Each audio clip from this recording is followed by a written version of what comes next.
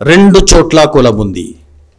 Production అంటే పాడి పంట దగ్గర, రిప్రొడక్షన్ పిల్లలు కనే దగ్గర రెండు చోట్ల కులం ఉంది, కాస్ట్ ఉంది.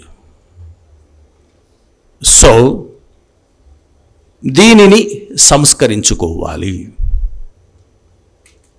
అంతకుముందు ప్రయత్నం చేశారు, కుదరలా. సో దేశానికి స్వరాజ్యం వచ్చాక, సో రాజ్యాంగం రాస్తున్నప్పుడు ఇది రాద్దామన్నా. అంబేద్కర్ ఏమన్నా అంటే పెళ్ళి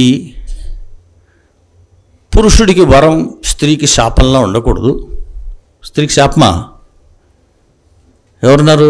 చిన్నప్పుడు గోరింటాకు పెట్టి బాగా పండితే పండింటి మొగుడు వస్తాడని అన్నారు లేదా? మగాడికి అన్నాడా? మగాడికి గోరింటాకు పెట్టి నీకు పండింటి పెళ్ళం వస్తుందని ఇప్పుడు అన్నారా? శాపం ఎందుకు వద్దు మరి? Why it can be called curse కదా. తెలుగులో స్త్రీవాద కవిత వచ్చినప్పుడు సావిత్రి గారు రాశారు ఒక కవిత, బందిపోట్లని ఉంటుంది. పెళ్ళంటే చక్కగా నిర్వచించారు.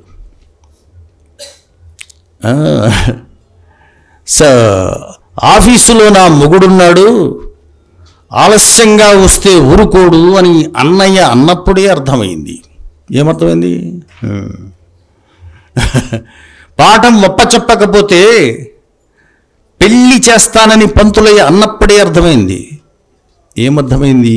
మొగుడంటే స్వేచ్ఛా భక్షకుడని, పెళ్ళంటే పెద్ద శిక్షని. మేం పాలిచ్చి పెంచిన జనంలో సగం మమ్మల్ని విభజించి పాలిస్తున్నారు అని. పెళ్ళి కర్స్ అవుతోంది, ఒక శాపం అవుతోంది. కింది వర్గాలకు కాదు. I'm not speaking about the untouchable women or tribal women, women at large. దానికి కారణం కులం. చాలామంది ఏమనుకుంటారంటే కులం మనకు కంఫర్ట్ ఇస్తుంది, కిందనున్న వాడిని తొక్కేస్తుంది, వాడిది సమస్య వాడిది అంటాడు. అంబేద్కర్ ఏంటంటే సమస్య నీది కదరా అంటాడు. నేను అస్పృశ్యుడిని, సమస్య నీది. అసలు ఒకసారి ఆలోచించు. నువ్వు వేదం చదివావు, మరి మీ ఆవిడ ఇంతే కదా. వేదార్థ సామ్రాట్ భార్య సగం పెట్టేశావు కదా.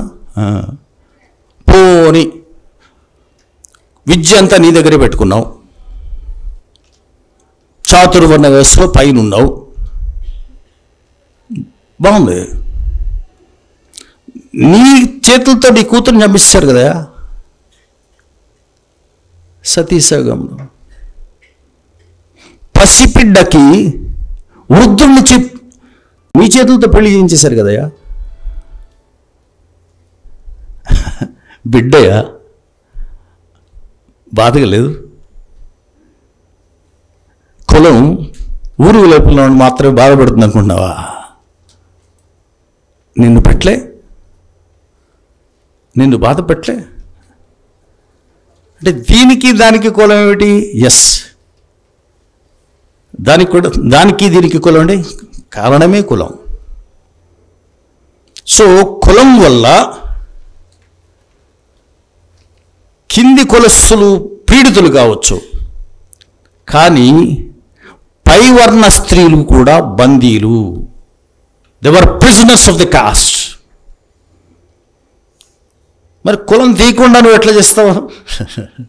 రైట్. సరే, బేసికల్గా ఇంత చికాకైన వివాహ వ్యవస్థలోకి మీకు తెలియకుండా వెళ్ళిపోయింది. ఎంట్రీ ఉండి ఎగ్జిట్ లేకపోతే ఎలా ఉంటుంది? ఒక రౌండ్ పార్క్ ఉంటుంది, ఎంట్రీ ఉంటుంది, ఎగ్జిట్ ఉండదు. ఒక పార్క్ ఉంటుంది, అదే జలియన్ వాలా బాగ్ పార్క్. ప్రవేశం ఉంది, బయటికి లేదు, లోపల పెట్టి కాల్చి పారేశారు.